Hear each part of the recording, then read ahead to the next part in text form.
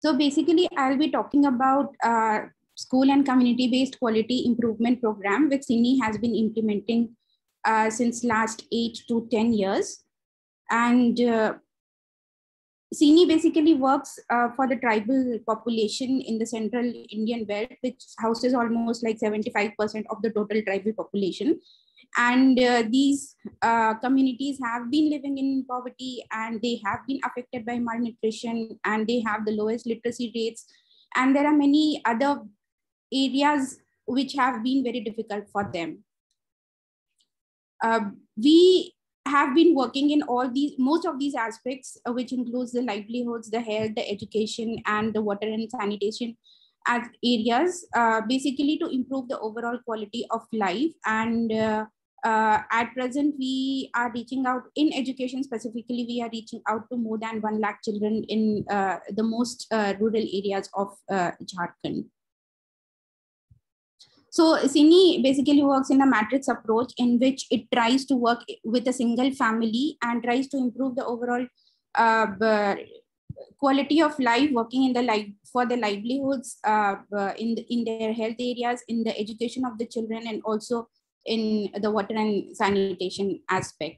And various literatures and various publications and the studies have already mentioned the status of education, overall status of education, and the status in Jharkhand is no good.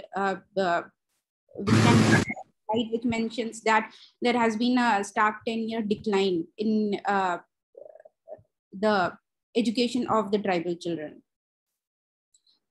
Because we have been working in a research mode, we have also learned that there are other factors which have led to poor academic achievement of these children, which includes the language barriers and the culture of silence. The children are first generation learners, and there are large percent of teachers who lack skills. There are high dropout rates, and the schools are at a distance, and because of they are under-resourced, and because of this, the children do not have access to quality education. And moreover, there is a disconnect between the community and the school, which leads to low performance of the students. So we have tried to have a vision for education, including the community as well as the education officials in the departments, both at the block level, at the district level, and also at the state level. And we have introduced innovative pedagogy in the schools. We have been building capacity of the teachers, and we have been engaging the community, the school management committees in the school to for improving the quality of the education that is being provided to the children. So the total outreach at present is more than 1,000 schools we are working in, with more than 1 lakh children, more than 2,600 teachers, and more than 400 SMCs. And our presence in 4 districts of Jharkhand, which includes Kutty, Hazaribagh, East Singhbhum, and Lohardaga. And the work which we have been doing is together with the department, with the district education department, and also with the state education departments, and also with the block education departments. So these are major 5 components in which we are working to ensure the accessibility. We are working towards strengthening the systems. We are working to engage the community and the parents with the school. We are also working towards academic enrichment of the tribal children, and improving the overall environment of the school.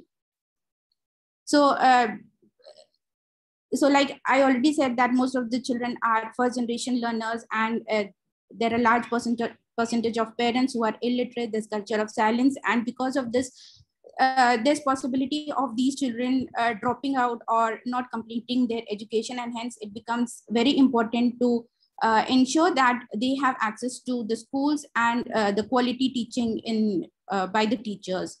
Then we are also working for system strengthening, in which we work closely with the block resource centers. These block resource centers are basically structures which are set up by the Sarv Shiksha Abhiyan, and the major purpose of these centers are to provide support, academic support to the teachers, as well as administrative support to the department. But We had been seeing that these centers had been more focused on the administrative purposes than the academic purposes. And hence we, together with the department, we tried to create these as learning spaces for the teachers, so that they come and then they share their best practices, and those practices are replicated across the schools. And then, like I already mentioned about the community, we have been working with the parents, we have been working with the SMC members, connecting them to the schools, making them aware of the necessities, needs of the schools, and engaging them in various development works of the schools. For academic enrichment, we have been promoting use of local language. We have been developing workbooks, sheets for the children, which are context specific. We ensure that there's differentiated learning in the classrooms, and we've also introduced some tech learning aids for the children. And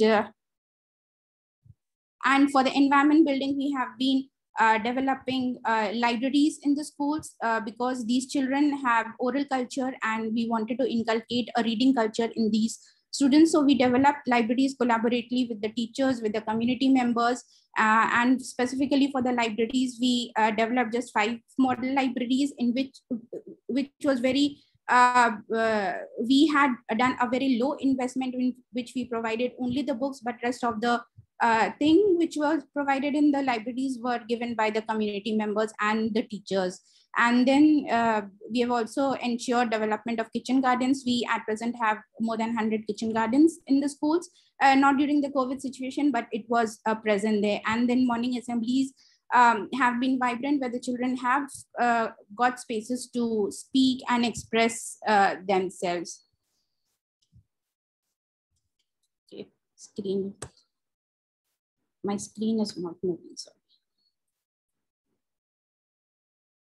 Yeah, so these are some of the outcomes. We have seen 172 instances of advocacy done by SMCs at the district level. They have submitted applications to the district department where they have asked for various work to be done in the schools.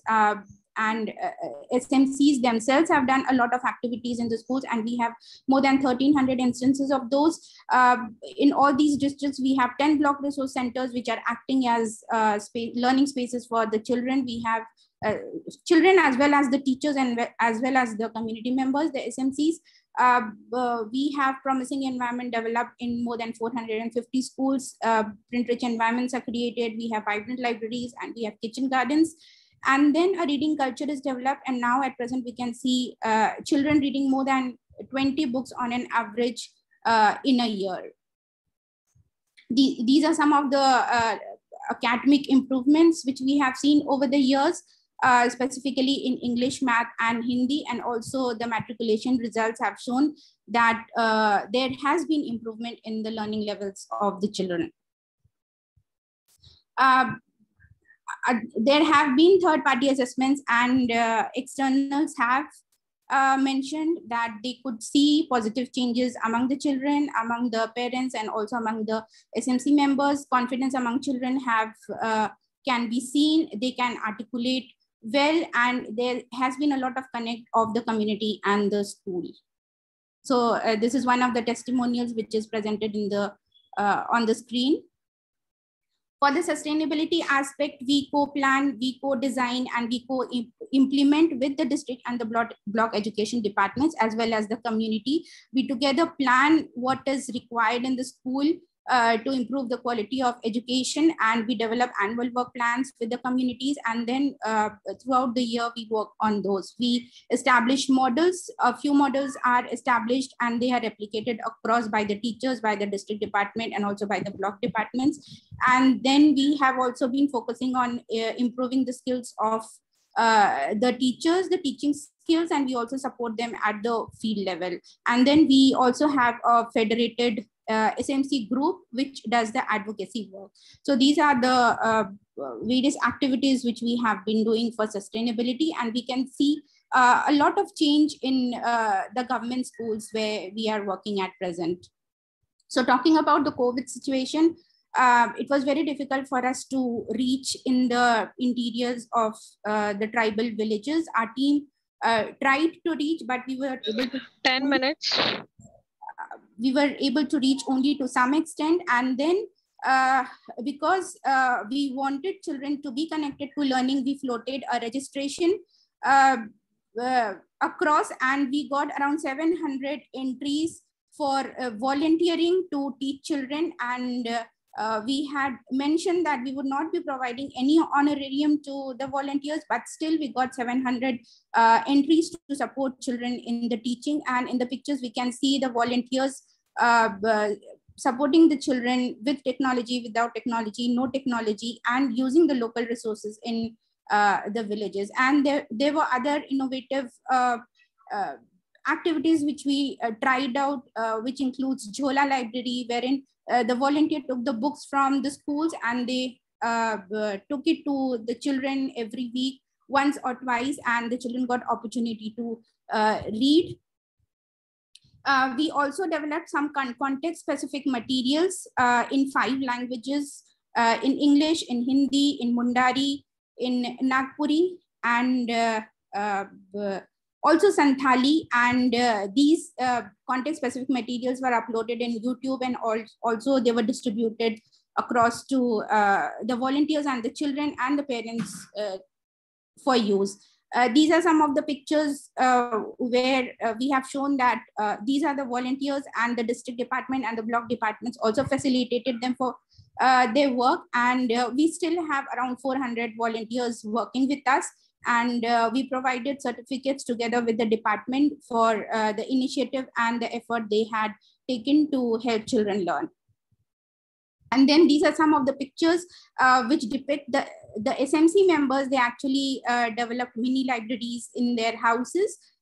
We provided books to them, but it was completely their wish to develop these libraries and help children continue reading. Yes, so that is it, what we had done during the COVID situation and about our overall work. Thank you so much. Thank you. Thank you so much. I think fabulous work and more strength to all of you all on the ground and at the team levels. And I've personally seen Sini's work, so I must acknowledge some of the work I've seen around Gujarat and Maharashtra and other places, and I'm sure this is fabulous. Just a big question which keeps coming in our mind, that we try to give a lot of normal formal education to tribals. And while you have that environment bucket that you showed us, how do you factor in the cultural heritage or the say, for example, the herbal knowledge that the tribals have and work that Tata Steel does around it, or say music as a whole subject? And is that factored in back into assessments, or is it treated the way extracurriculars is treated for everyone else in every other school? I mean, what is the special treatment? Yeah, so in the assessments, basically the assessments are done by the state departments. So nothing of that sort is included in the assessment. But yes, in the activities which we do, like for example, morning assemblies are conducted. So the state has a specific plan in which it says that only national anthem has to be sung, or something has to be read. But we promote that the children sing in their own language, or they tell stories in their own language. And then another example is we help children develop seasonal kitchen gardens in, so they have a connect to their home also. And then we have also developed storybooks in the Mundari language. We translated around 28 books in Mundari language and made available to them. So these all context specific things we are trying, and we have introduced, and it's not included in the assessment part, but yes, we have been doing a lot of these cultural things with the children. And this is more. Yeah, and even the parents, when they come to school, they tell the stories in Mundari, or they know about some persons in their region who has done some good work, so they talk about them. So these things we are promoting. Sure. And this is outside the scope of this particular presentation, but I see the Cine team and the trust team here, so I thought I should also ask this question. How is this linked to the ashram shalas or the several other tribal schooling mechanisms in the country, and what is that big gap out there, just for the audience to also understand. So of course this is what you're doing in this part of the country, but I wanted to understand the overall universe of ashram shalas and tribal education in the country, and where this fits into that context. So if it will be educational for everyone. Yeah, so maybe I would request maybe Amrita, because I've visited only few of the ashram schools. Yes. So Amrita has much knowledge about how it connects. So Forum and everyone, very quickly, I think it's an issue on which we can do a whole separate conference. So all I want to say is that ashram schools are residential schools which exist in certain number of states. You have a large number of ashram schools, and those, because they are residential schools, have some very specific kind of challenges when it comes to the care and education of children, because then the responsibility of entire growth and development of the child in a way is taken on by the school, because the child is not in school only for 5 hours but the 24 hours. So there I think issues of safety, issues of health, nutrition along with learning become really paramount. Right now if we look at what the Kunti team has done, is really they are working in regular government schools but in a tribal dominated block.